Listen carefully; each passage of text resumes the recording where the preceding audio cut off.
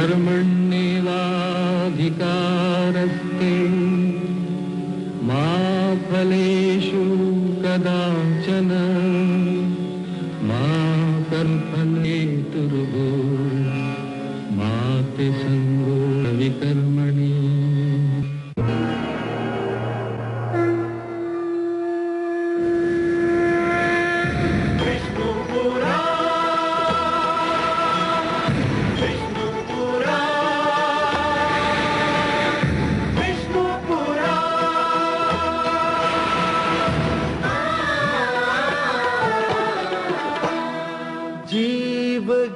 ब्रह्म ज्ञान अथ श्री विष्णु पुराण ओम की कथा महान जय श्री विष्णु पुराण विष्णु पुराण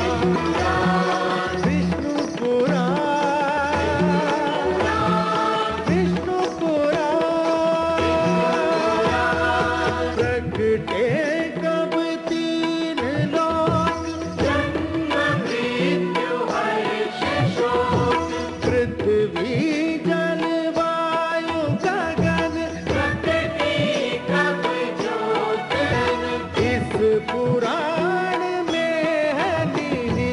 जप तप और योग ध्यान विष्णु पुराण विष्णु पुराण विष्णु पुराण।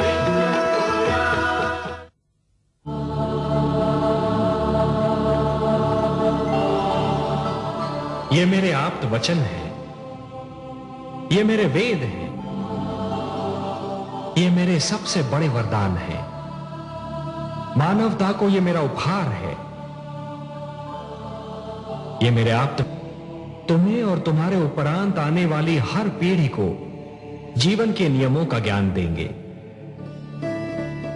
ये वेद मानव को धरती और आकाश, मानव और देवता तथा आत्मा और परमात्मा के आपसी संबंध का ज्ञान देंगे।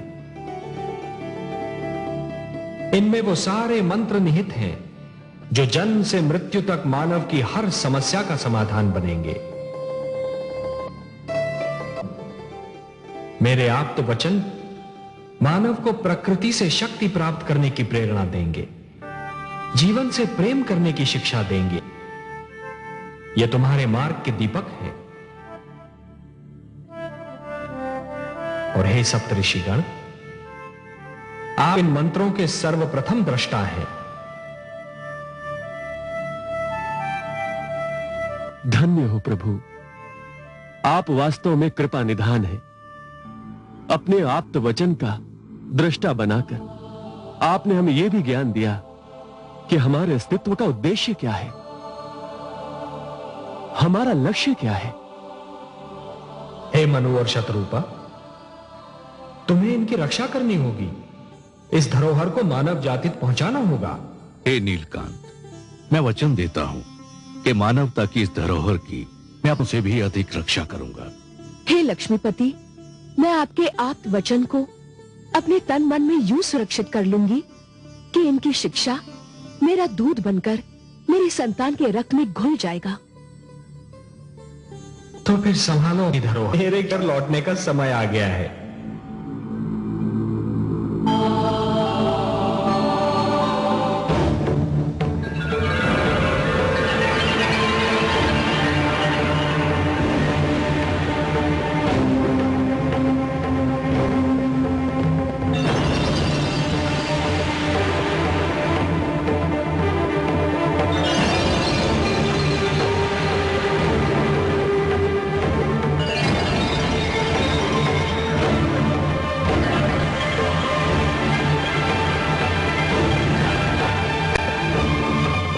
अब मैं तुमसे विदा लेता हूं।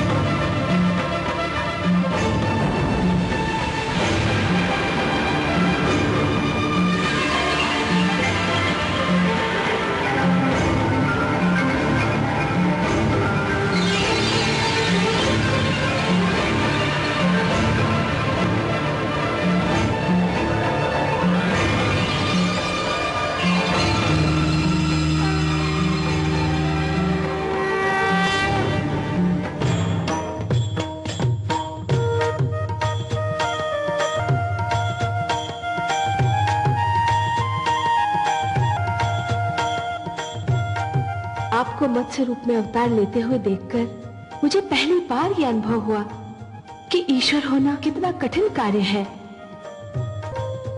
ईश्वरत्व की कठिनाइयों का अनुभव केवल ईश्वर ही कर सकता है। आपने अपना इतना सुंदर रूप छोड़कर मत्स्य रूप धारण किया। कितना कठोर था यह निर्णय।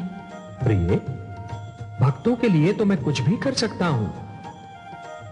मत्स्य रूप तो क्या, यदि मानव कल्याण के लिए मुझे इसी कुरूप रूप धारण करना पड़े तो भी मैं संकोच नहीं करूंगा।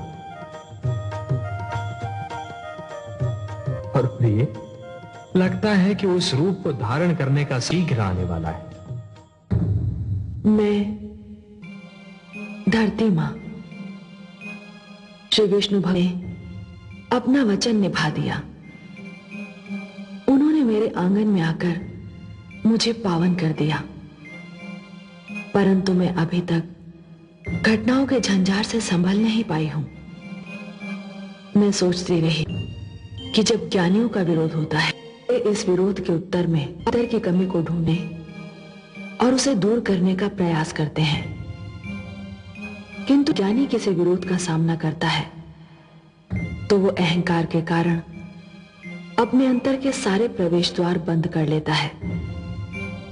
क्रोध को अपना अस्त्र और अहिंसा को अपनी ढाल बना लेता है। दानव संस्कृति का फहराने वाले हैग्रीव को यही तो भय था कि ज्ञान का प्रकाश फैल गया तो फिर उस जैसे अज्ञानी का नेतृत्व कौन स्वीकार करेगा। मैंने उसके मृत शरीर को ध्यान से देखा तो मुझे लगा कि यह किसी दानव का नहीं, एक प्रभु है। में ज्ञान का मार्ग रोकने का उसका यह नाम होगा। परंतु हैग्रीव जो भी था, जैसा भी था, एक माता का पुत्र था और माता तो मैं भी हूं। इसलिए मैं उसकी माता दनु के दुख से दूर कैसे रह सकती हूं।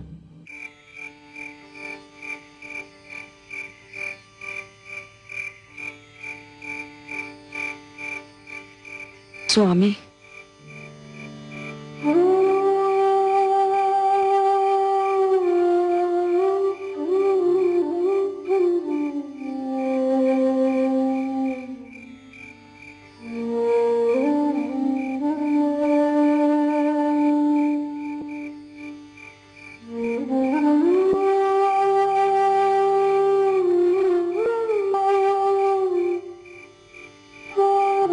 यदि आप मुझे कोई समाचार सुनाने आई हैं देवी, तो उसकी कोई आवश्यकता नहीं। समाचार मुझ तक पहले ही पहुंच चुका है। मैं कुछ और कहूं स्वामी। कहिए। पुत्र हैग्रीव का शव चिता पर रखा है। केवल आप चाहे, आप नहीं चलेंगे? नहीं देवी। क्या मरने वाला आपका पुत्र नहीं था? पुत्र अवश्य था, परंतु वो उसी दिन मर गया था जिस मेरा बताया मार्ग छोड़कर हिंसा के मार्ग पहला पड़ा। चिता पर जो शव रखा है वो तो एक शरीर है, एक ऐसे अपराधी का जिसे दंड मिलना ही चाहिए। उसे तो इससे भी कड़ा दंड मिलना चाहिए। परंतु का कोई स्थान नहीं है देवी। उसने महान वेदों की चोरी की थी। उसने उजाले को अपने अज्ञान आकार के अंधेरे से ढांपना चाहा था और वही अंधकार उसे स्वयं निकल गया। नहीं देवी, मैं वहां नहीं जाऊंगा।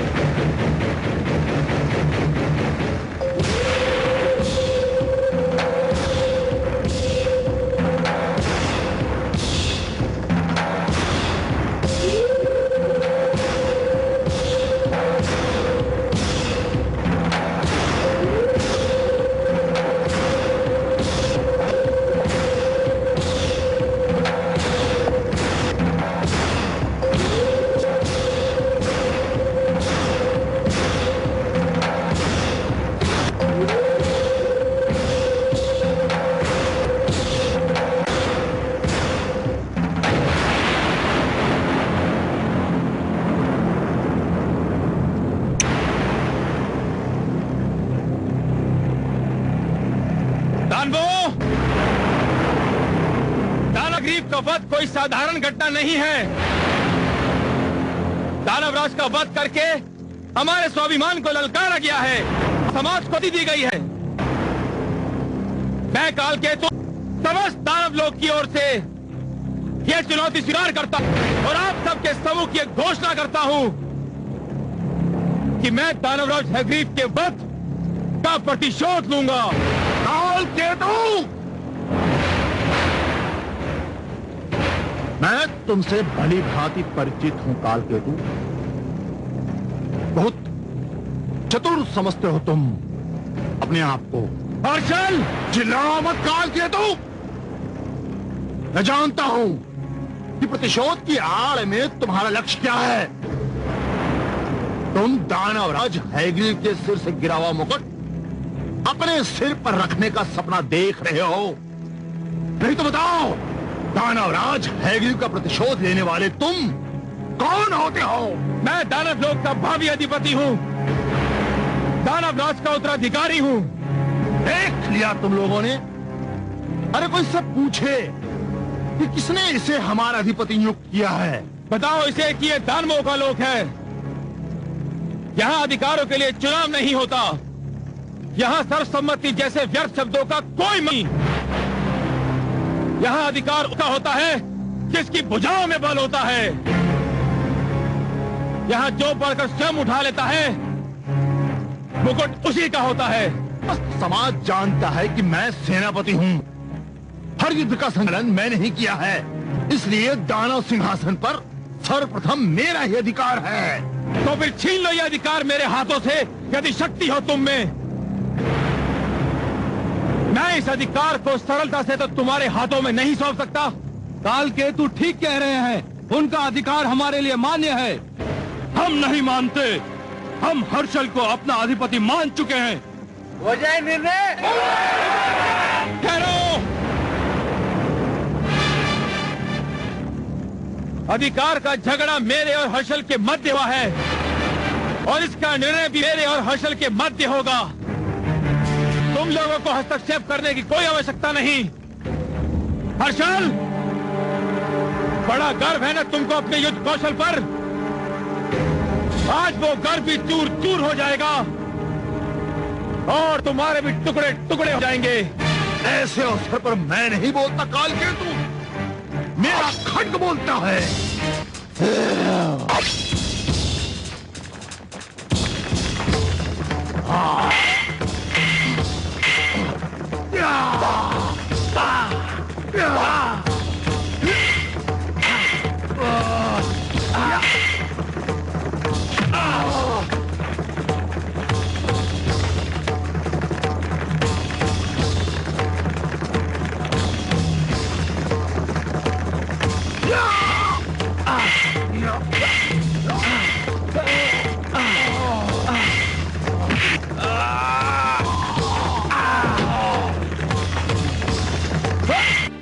पर मैं तो चाहूंगी अपने पुत्र के दर्शन को। आप पिता हैं, आप भावनाओं से ऊपर उठकर उसकी बुराइयों को देख सकते हैं, पर मैं तो मां हूं। ये कैसे संभव है कि जिस पुत्र को मैंने अपनी गोद में थपकियां देकर सुलाया था,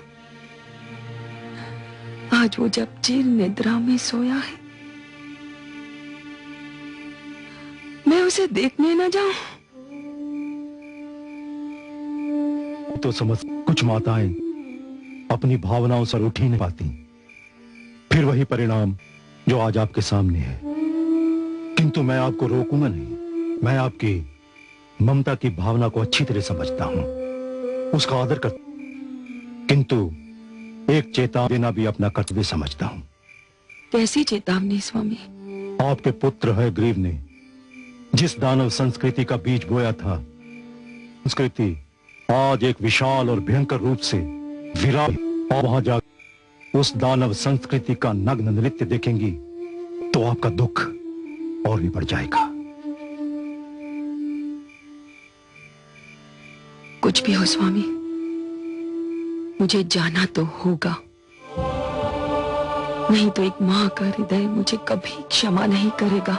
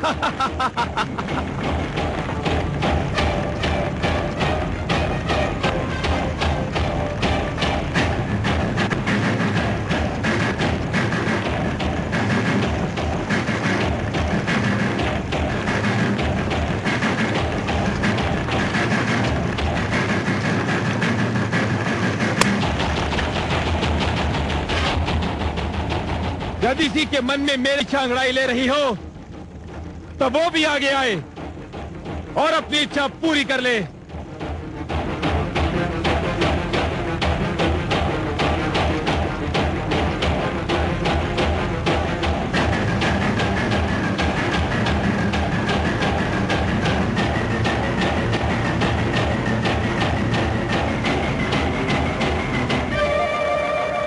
सत्य कहा था मेरे स्वामी ने कि यहाँ आकर मेरा दुख बढ़ जाएगा।